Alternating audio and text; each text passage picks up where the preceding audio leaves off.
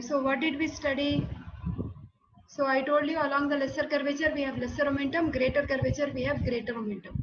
So the presenting parts are fundus, body and pylorus. Okay. So pylorus I told you it is further divided into the pyloric antrum and pyloric canal. Okay. So pyloric antrum will be measuring around 7.5 centimeters, canal will be measuring around 2.5. Overall it will be, whole pylorus will be measuring around 10 centimeters in length. Okay. Now the other features of the stomach, like of course you already know, like greater curvature is giving attachment to the greater omentum. So but do you also remember, like between the stomach and spleen, just behind the stomach we have spleen. Yesterday I have shown you there is a connection which is called gastrosplenic ligament. Okay. Lesser curvature is lesser omentum. This is all lesser omentum. Now what are the various surfaces of stomach we have? See from the front, if you see, this is little elevated up also. That's why the whole surface what you see from the front you call it as antero-superior surface, and the surface which is behind is posterior-inferior surface. Okay. Already I told you the relations also. So I told you this antero-superior surface is like what is the structure which is covering the anterior superior surface? Chiefly I have shown you the left Liver lobe. and transverse column. Very good. So it is in contact, actually the left dome of diaphragm is also covering. Okay, it is in contact with the diaphragm which is separating it from the left lung, pericardium. The ribs are 7th, 8th, 9th and their intercostal spaces. They will be covering the anterior superior surface. So left half is in relation with the left lobe of the liver, and the other lobes like lower down you will see transverse colon better. Okay, this is anterior superior surface. Now coming to posterior inferior surface, I asked you to remember this picture. What is this? Stomach bed. So what are these? Now this pancreas. outline is black, outline is stomach. Once you remove the stomach, what are the structures we are finding? Spleen, transverse mesocolon, transverse colon. Splenic artery, left kidney, left suprarenal gland. Very good, left suprarenal gland. So that is the posterior inferior surface. We have all this what you have read just now. So you will see the posterior aspect of the diaphragm, spleen, left suprarenal gland, left kidney, anterior surface of the pancreas, left colic flexure and the transverse mesocolon. All these structures, they come under this heading. What do we call it as? Stomach bed.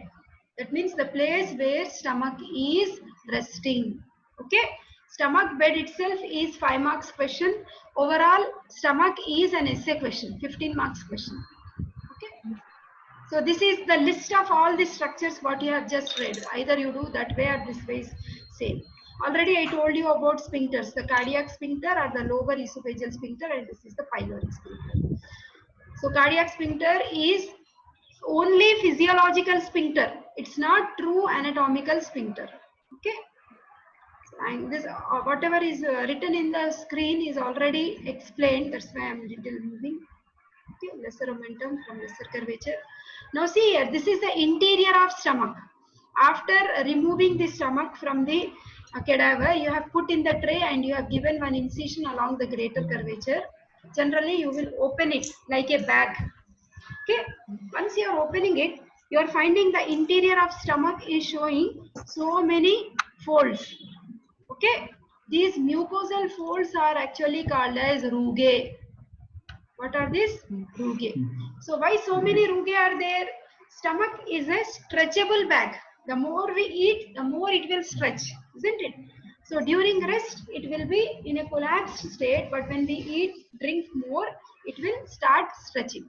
So these mucosal folds will facilitate the stretching. So rugae are found on the like interior aspect of the stomach. Okay. Now all these are like, this is in the body, like you are finding, you are doing the dissection. Number 1 is cardiac end, this is the fundic part, this is the body, and this is the pyloric antrum, pyloric antrum and canal. Okay. Then So some physiology points are not focusing more. Okay. All these things I already told you very, very, very clearly, isn't it? The esophagus is continuing as the cardiac end of the stomach. This is fundus, this is body, this is the whole thing is pylorus. Here we have the pyloric antrum, pyloric canal, pyloric sphincter continuing as duodenum. Okay, different pictures are shown, but theoretically it is same. All these gastric folds, what do we call them as? Rugae. Rugae. So there is one rugae which is actually, I will show you from the first picture. See. So there is one rugae which is quite straight and which is running along the cardiac end of the stomach, along the lesser curvature of the stomach, and then it is directly entering into the duodenum, which is called as gastric canal. The fold of mucous membrane which is running from the lower end of the esophagus, cardiac end of the stomach, lesser curvature of the stomach, pylorus, and opening into the duodenum. So this big canal which is formed by the fold of rugae is called as gastric canal. What is the name of that canal? Gastric canal. In Chaurasia, there is another term given, gastric canal of Magenstrasse. Gastric canal of Magenstrasse. Okay. So the importance of this gastric canal is whenever you are taking some liquids, beverages, fluids, it need not go to the fundus, it need not go along the interior of the body, it need not spread along the interior of stomach. Instead, through this gastric canal, these fluids, liquids, beverages will directly travel and they will enter into the first part of the duodenum. Okay, that's why we should be very much careful about the beverages what we are taking, because alcohol, soda type of things if we take, carbonated drinks, do you think they are safe? They are actually not safe, especially when the stomach is empty. Okay, so when such beverages are passing through the lesser curvature of the stomach, this area becomes prone for ulcers. That's the reason gastric ulcers are very common along the lesser curvature of the stomach. Gastric ulcers, thereby suppose ulcers are not treated and a person is very much careless, he is continuously insulting himself by taking lot of all beverages which are bad for health, then what happens, continuously the lesser curvature will be exposed to these chemical substances. Initially there will be gastritis followed with gastric ulcers, still if we don't care it will lead to gastric carcinoma. So that means such diseases are very common along which curvature of the stomach? Lesser curvature, because gastric canal is directly connecting the cardiac end of the stomach, pyloric end of the stomach, transferring the things to the duodenum. Is that point clear? Yes, sir. Okay. Lokesh, hope it is clear, beta? Yes, ma'am. So that is. Now see here, coming to the musculature of the stomach. Musculature, previous diagram was good. I will take the help of that diagram only. Yeah, this picture is very, very good. You see here, can you see, basically while discussing esophagus also, I told you whole of the GIT has 4 basic layers, isn't it? From inside to outside, what are the layers we have? Mucosa, submucosa, muscular layer, and serosa. Isn't it? Mucosa, where you found rugae and all, no? That is mucosa. This inner covering is mucosa. Just below mucosa, we will have submucosa. Then we have muscle layer, muscular layer. So stomach is like grinder of our body. If you want to grind something, you want to prepare something. Now lockdown, everybody wants to cook. Boys also wants to cook, no? So we use grinders, isn't it? So what is the natural grinder in our body? So it has, basically we have inner circular and outer longitudinal layer anywhere in the GIT, whether it is esophagus, whether it is intestine or anywhere. But in the stomach, instead of 2 layers, we have 3 layers. Okay, 3 layers of smooth muscles. Okay, what are those? We have innermost is oblique. Okay, middle is circular, and outermost is longitudinal. Okay, innermost oblique, middle circular, outermost is longitudinal muscle layer. Okay, is that clear? Then outermost covering of the stomach is serosa. Okay, so like that, how many layers we have? 4 layers, isn't it? Mucosa, submucosa, muscle layer and serosa. Okay, muscle layer has further how many layers? 3. 3. Innermost is Oblique. middle is Long. innermost Circular. oblique, middle circular, outermost is longitudinal. Longitudinal. Please remember. Okay, so those are the 4 layers we have. Okay, then so that is only written here, but see, innermost lining is mucosa, below which we have submucosa, muscle layer is in 3 rows, and outermost covering is serosa. Okay, so this is a histology picture. Anyhow, histology we will be discussing later. So this is the mucus layer where we have gastric glands. This is the submucosa layer. This is the inner oblique, middle circular, outer longitudinal. Outermost covering of the stomach is serosa. Okay. Okay, beta. This histology I am not elaborating. So now coming to the peritoneal coverings are ligaments. I am just revising once again. Listen, just listen. Lesser curvature of the stomach is giving attachment to lesser omentum, which is extending from the lesser curvature to the porta hepatis of the liver. Porta hepatis is a point of the liver where we have entry and exit of structures. I told you VAD, portal vein, hepatic artery and bile duct. Okay. So this is lesser curvature, lesser omentum. It is free on its right side. Right free margin of lesser omentum is showing one opening. What is the name of this opening, Imad? Epiploic. Epiploic foramen, also called as what? Another word also will be foramen of Winslow. Winslow. Foramen of Winslow or epiploic foramen. What is the importance of this foramen? It communicates From greater sac to And lesser. lesser sac. Greater sac is in front of the stomach. Lesser sac is behind the stomach. That is lesser omentum and greater omentum and stomach. What is the clinical significance of this opening hole? Hernias. Connection. It's a connection. यहाँ पे सुराख है ना बेटे, तो कुछ भी वहाँ पे विजरल ऑर्गन घुस जा सकता ना. So it may lead to internal hernias. It may lead to internal hernias. Okay, that is lesser omentum. Greater. What are the contents? Fat, nerves, lymphatics, and the left gastric artery and right gastric. And right gastric artery. Greater omentum is attached along the greater curvature of the stomach. It is in 4 layers, isn't it? First layer becomes 4th layer. It hangs on itself. 4th layer is attached to the transverse colon. Transverse colon, from there it continues as transverse mesocolon. Between 2nd and 3rd layers we have lesser sac. The contents of greater omentum again fat, lymphatics, nerves, sympathetic and parasympathetic nerves and the arteries. What are those? Right, very good. Right and left gastroepiploic arteries.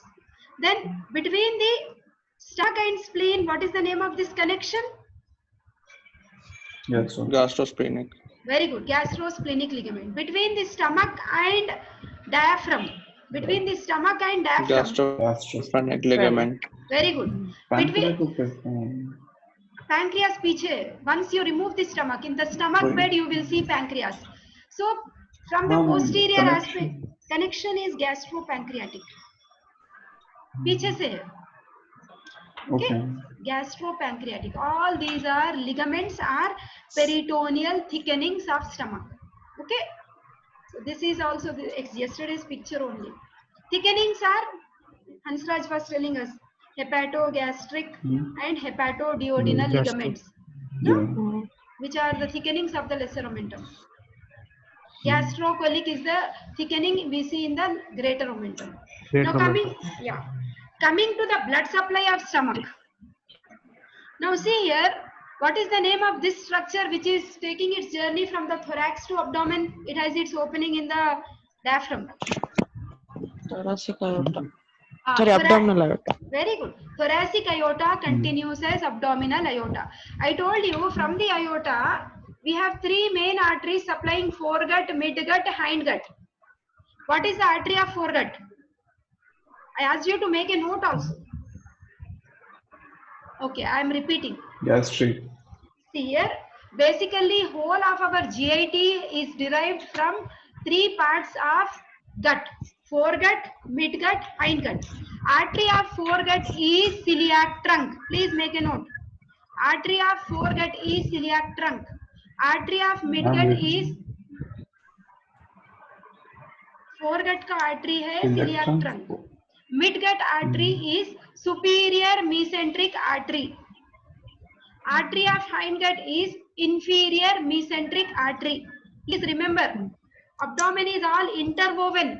Yesterday's points will come today. Today's points will come tomorrow. You should make the continuity should be there.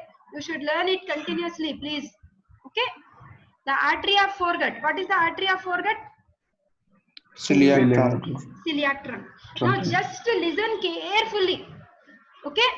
Now I am tracing here. From the celiac trunk, you are finding one artery is coming and running along the lesser curvature of the stomach. Okay. The name of this artery is left gastric artery. What is the first artery I am talking? Left gastric artery. Second artery from celiac trunk is running behind the stomach, piche, and going to spleen. Venka keltundi, spleen. You call this artery as splenic artery. Okay, splenic artery. The third artery which is coming from celiac trunk is moving towards liver. This artery is moving towards liver. You call this artery as the, see this one. Yeah, hepatogastric artery. Okay, so overall how many branches you are finding? Three main arteries. Okay, you are finding left gastric, you are finding splenic, you are finding the hepatogastric artery. Okay, further branches will be there which will be supplying stomach. Let us see those further branches. Left gastric is the direct branch coming and supplying the lesser curvature of stomach. Splenic artery goes behind, then it is giving short gastric arteries. It's also giving left gastroepiploic artery which is running along the greater curvature of stomach, only upper half, upper 2/3. Greater curvature, in the greater omentum you are finding left gastroepiploic. Now from the hepatogastric artery, one artery is coming along the lesser curvature. You call it as right gastric artery. And you can see right gastric artery and left gastric artery are anastomosing. Left gastric artery and right gastric artery are anastomosing along the lesser curvature of stomach. Okay. Now, from the hepatogastric artery, one artery is coming down. You call it as gastroduodenal artery. Gastroduodenal. This gastroduodenal artery is giving one branch which is going along the greater curvature of stomach. You call this artery as right gastroepiploic artery. What is the name? Right gastroepiploic artery. Okay. This is right gastroepiploic. So you can see right gastroepiploic and left gastroepiploic are also anastomosing along greater curvature of stomach. Greater curvature of stomach. I want everybody to draw this diagram. This is very, very important. So we are going to discuss in detail later. Now I am confining my explanation only up to blood supply of stomach to prevent confusion. I am now again summarizing the blood vessels supplying stomach. First artery you have is left gastric artery, direct branch of celiac trunk. Then splenic artery going behind the stomach, giving short gastric branches. Then left gastroepiploic arteries. Okay, hepatic artery is coming down and it is giving one branch along the lesser curvature called as the right gastric artery, which anastomoses with the left gastric artery. One more branch coming from this hepatogastric artery is the right gastroepiploic. Right gastroepiploic will be anastomosing with the left gastroepiploic, and this anastomosis we will find along the greater curvature of stomach as one of the contents of greater omentum. Left gastric, right gastric are the contents of lesser omentum. Right gastroepiploic, left gastroepiploic are the contents of greater omentum. Am I clear? Ma'am, gastroduodenal is a branch of right gastric or celiac? No, it directly comes from this like hepatogastric. We will elaborate when we go to celiac trunk. It's not a branch of right gastric. Okay, for now you remember. Okay. You learn this picture, whatever branches you are finding, you just write a list. Easiest way of learning. Okay, beta? Lokesh? Yes, ma'am. అర్థమైంది కదా బేటా ఇది? Yes, ma'am.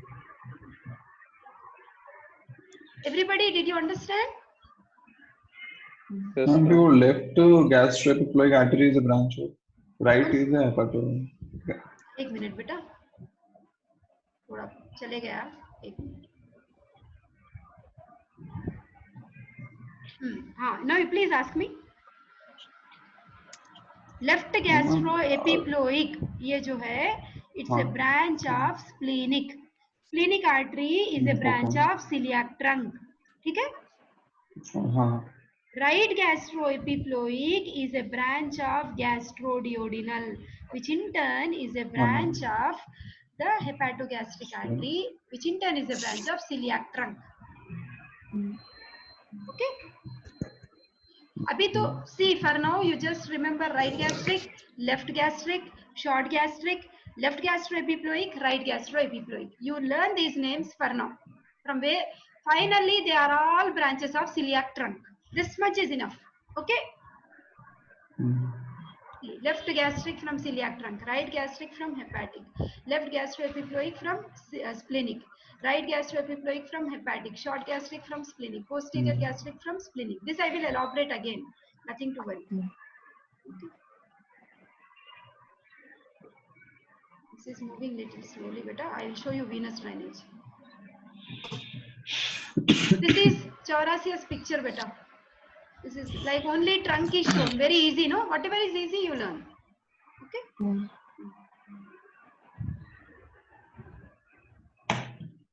Now coming to venous drainage. The venous drainage of the stomach, correspondingly you have the same names. All of them will be draining into portal vein. Okay? See here, this is left gastric vein, right gastric vein. Okay? See, left gastric, right gastric, that is draining into portal. Then you have short gastric vein, left gastroepiploic, right gastroepiploic, that also will be finally draining into splenic vein. So that splenic vein also will be draining into portal vein. This we will elaborate when we do portal vein. Portal vein itself is an essay question. For now, whatever names of arteries you have learned, you just replace it with vein. Okay? Left gastric vein, right gastric vein, splenic vein, short gastric vein, left gastroepiploic vein, right gastroepiploic vein, all of them are draining into which vein? Portal. Portal vein. Portal vein. Portal vein. Okay. I want you to remember this much for now. Okay?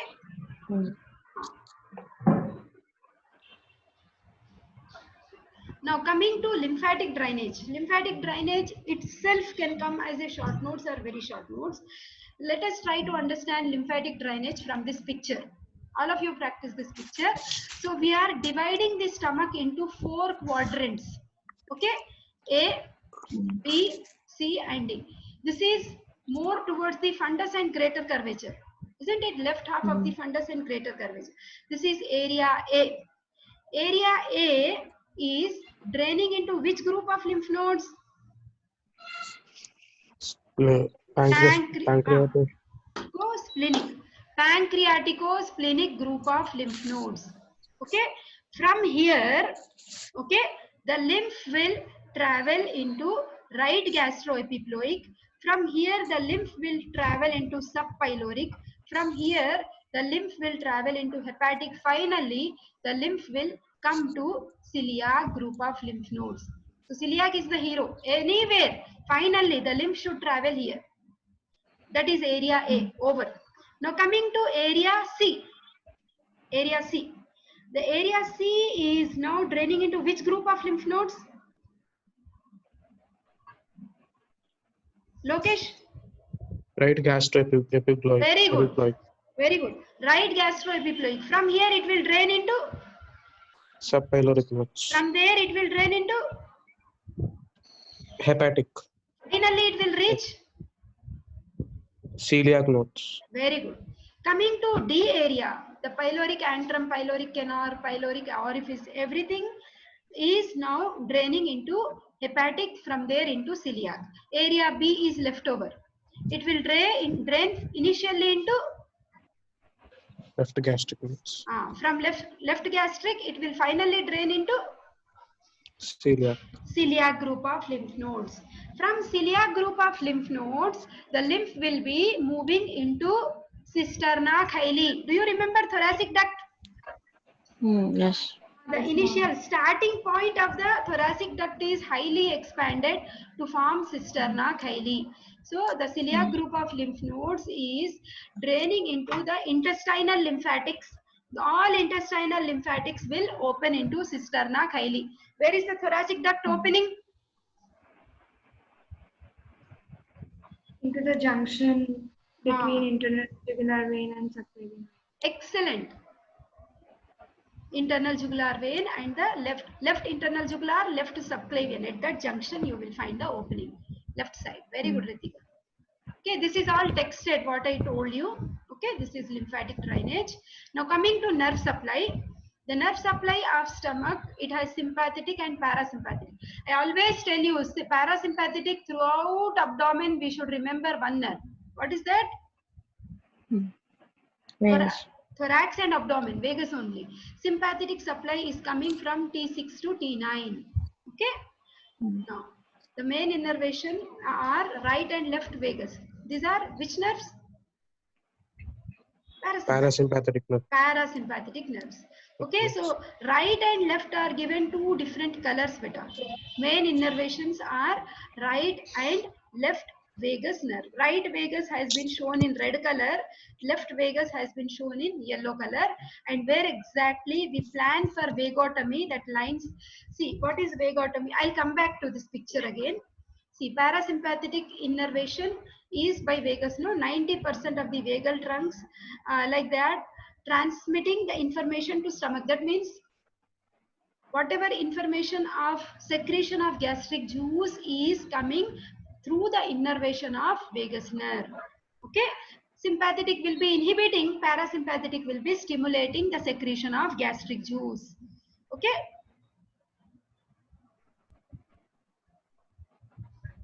Now see here, this picture will help us, though it is little like so much crowded, but still let us try to understand. Sympathetic, I told you T6 to T9.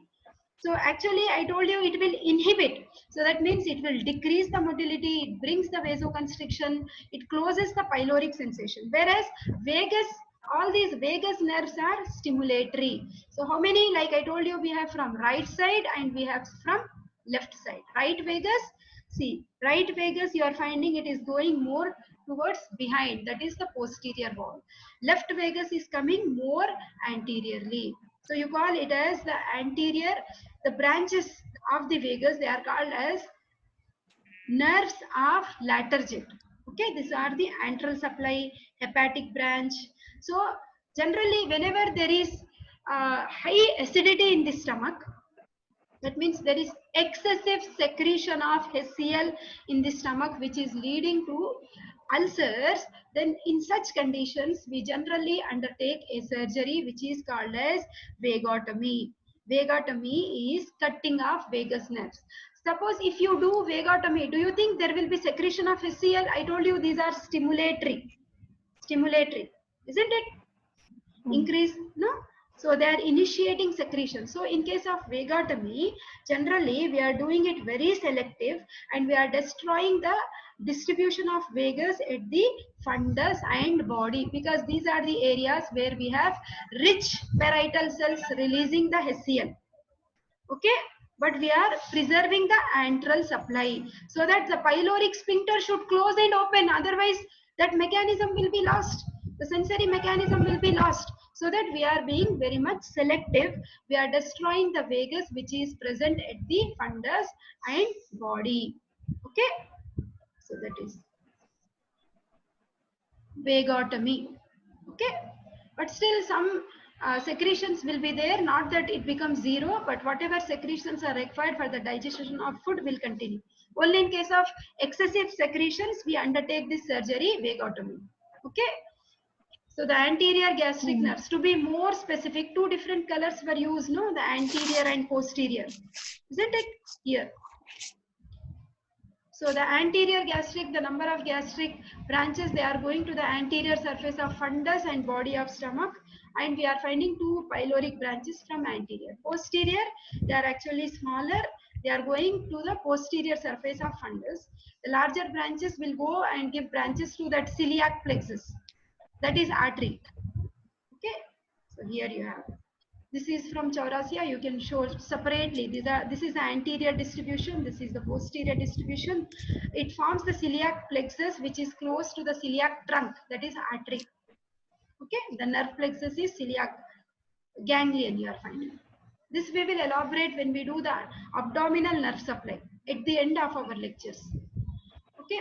This is one small slide. Overall functions of stomach. It helps in digestion. It produces HCl. It is a reservoir of food. It also slows down the food entering into intestines, because in stomach the food will remain for 2 to 2.5 hours. We have special cells also, no, in the stomach which help in the absorption of intrinsic factor will be released from the stomach, which helps in the absorption of vitamin B12. Which prevents the megaloblastic anemia, pernicious anemia. Coming to the applied aspects, sometimes there is a condition which is called as pyloric stenosis. Stenosis means what? Narrowing. The pyloric sphincter is the modification of circular muscles, I said, isn't it? So if this sphincter is overdeveloping and if it is becoming too tight, then it will not allow the contents of stomach to enter into duodenum. You call it as hypertrophic pyloric stenosis. Hypertrophy means when muscles are multiplying more, and when it is closing very tightly, you use this word hypertrophic pyloric stenosis. Then I told you ulcers. We have peptic ulcer means if the ulcer is present along the lesser curvature of the stomach and also the first part of duodenum, then you call the word peptic ulcer. If it is present only in the stomach, you use the word gastric ulcer. Is it clear? Ulcers in the ulcers along the lesser curvature of the stomach and first part of the duodenum, together we use the word peptic ulcer. Whereas anywhere in the stomach, lumen, we use the word gastric ulcer. You remember gastric canal of Magenstrasse? Gastric canal of Magenstrasse running from the along the lesser curvature lesser curvature to the first part of the duodenum. Here ulcers are very common. So those ulcers are called as what? Peptic ulcer. Anywhere peptic beta, peptic. Stomach and duodenum together. Yes. Stomach and duodenum together we use the word peptic ulcer. Okay? Anywhere inside the stomach we use the word gastric. Lokesh, what is peptic ulcer? Near the from lesser curvature to duodenum. First part of the duodenum. Very lesser curvature you should tell. Lesser curvature of the stomach to the first part of the duodenum. We use the word peptic ulcer. Okay. Stomach cancers also are very, very common, beta. Okay. Because of the use of junk foods. Okay. So volvulus is a condition. Huh? Yes, Hansraj. Ma'am junk food में क्या क्या?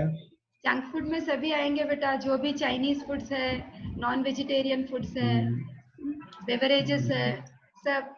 Okay, whatever is taken in excess, smoked foods. Okay, all these are junk foods. pizzas, burgers, whatever new generation's most accepted foods are junk foods in shortcut. Okay.